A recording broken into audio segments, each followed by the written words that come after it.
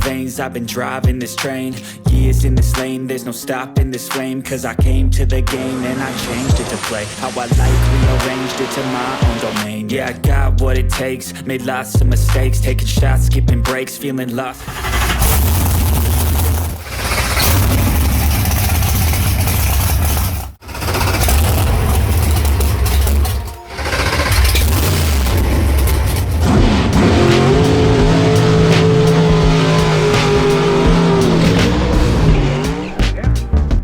In 1970, NHRA introduced Pro Stock as a heads-up class based off of the popular Super Stock class. Winning over Roy Hill.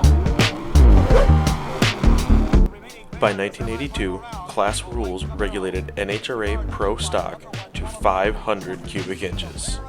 This in turn made the big engine bad boys the outlaws of Pro Stock. And this is a close race. It's too close to call at this point. At the finish line, it's Shepherd. Recently, the Mountain Motor Pro Stock racers were invited to run with NHRA at the 2022 U.S. Nationals.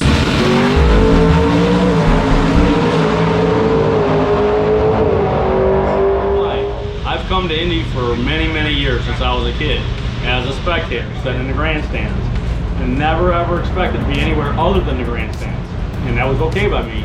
And they had the opportunity for them to invite us to come up here and be able to participate in the U.S. Nationals was mind-boggling. It was more than I could ever even think about or dream about, because like I said, I was content being a spectator. It's a big deal. I mean, to be on the biggest stage in NHRA, I mean, I've been saying all weekend, this is the biggest race in the world for drag racing. So, you know, with IHRA shutting down, you know, and then us going to the PDRA, you know, having this NHRA to fill in with the PDRA schedule has been great all year long.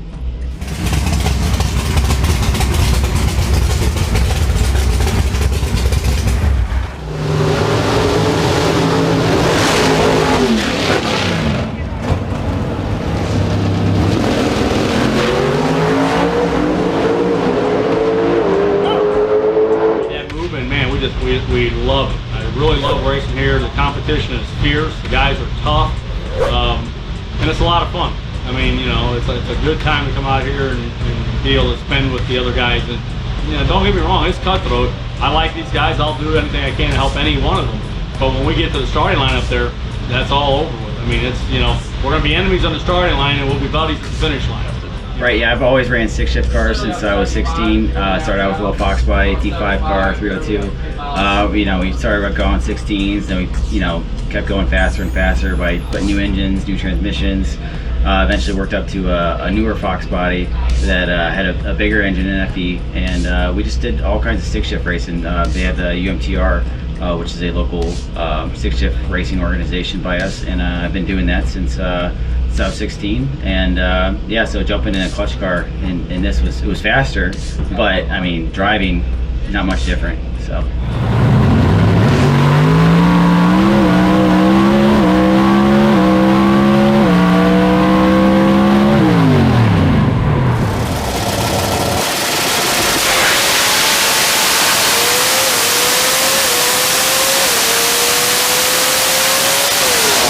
As with any season, 2022 has come with its own struggles. And I told JR, he knows this. I said, you're who I'm aiming for. You're the one I'm shooting for. He's been very fast. He's fast last year. He's been fast this year. So if you want to be the best, you got to beat the best. And if you want to outrun the best, right now it's outrunning JR. You know, he's who we're going after. And the Brainerd thing was spectacular. It was a little heartbreaking, obviously, because I felt like we had the car to win that race. Actually, both years, but you know, most certainly, I felt like we had it this year. And we had an unfortunate situation where you know, we had an oil leak because the valve cover wasn't tight, and they shut us off. And they made a right call. I mean, I thank NHRA for that, because that could have saved us a catastrophe. Besides the learning curve, I mean, we're still new at this. Tuning these cars is not easy. Getting these things A to B sometimes sounds easy, it's not. So I'd say that's probably been the biggest hurdle, just the learning curve, getting used to the new people, the new team. But it's also an advantage too, because I have experienced people helping me. You know, Cale Aronson, you know, Graham Cole, John Kazi. I mean, gosh, with the engines, I mean, I'm texting him once a week, asking questions about engines, and he always responds. So it's been great all year long.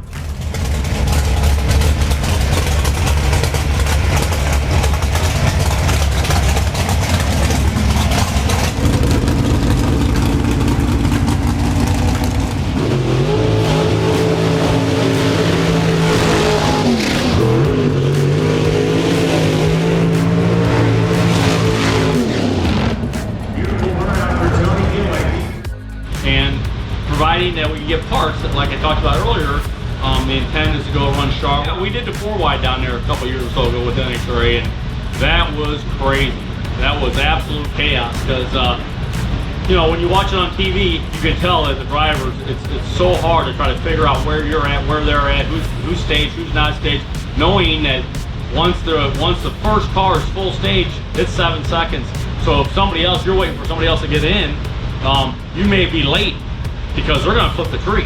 You know, if that other car's not in and you're not in, you're SOL. I mean, in other words, so it was chaos, absolute chaos. But it's not a 4-wide this year when we go down there. It's conventional 2-wide. So we've had experience down there, and that's a good track, and that'd be a good race for us. We're looking forward to that.